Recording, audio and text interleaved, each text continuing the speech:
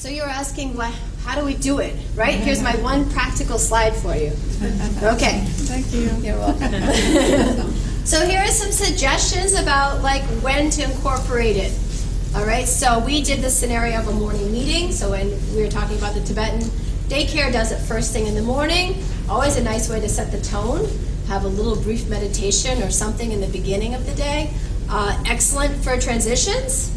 After, between different activities. Really good before you take a test or the testing break. Studies show that if kids are feeling stressed out, they perform worse on their test.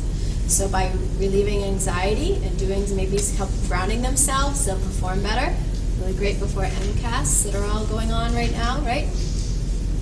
For writing preparation or a break, after recess or lunch, I always hear from classroom teachers that's one of the hardest times of their day is right after recess and lunch to refocus the kids, and they come in kind of flying high. Help to alleviate negativity, maybe while they're waiting in line. I know some schools use it, when everyone's waiting to get on the bus at the end of the day and they're waiting in line and it's noisy, and what they do to keep themselves focused.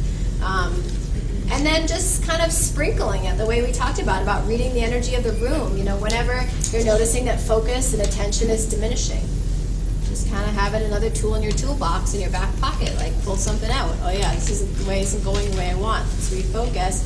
It also could be for community building or celebration. It could be for the close of the day, right before they go home.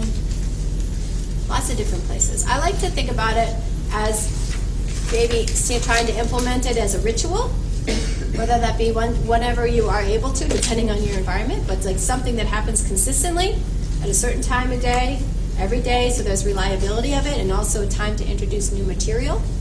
But then there's also a sprinkling that can happen when you need it, when you feel like it's the moment, when you have a certain activity that it ties into for your classroom curriculum. And that's why the yoga for classrooms and yoga and mindfulness in classrooms is such a different thing than going to a yoga studio and taking a 1-hour class. This is really using it as discrete tools to integrate what you're already doing. Is that helpful? Yes, thank you. Okay. Anybody have any questions? Yeah. Well.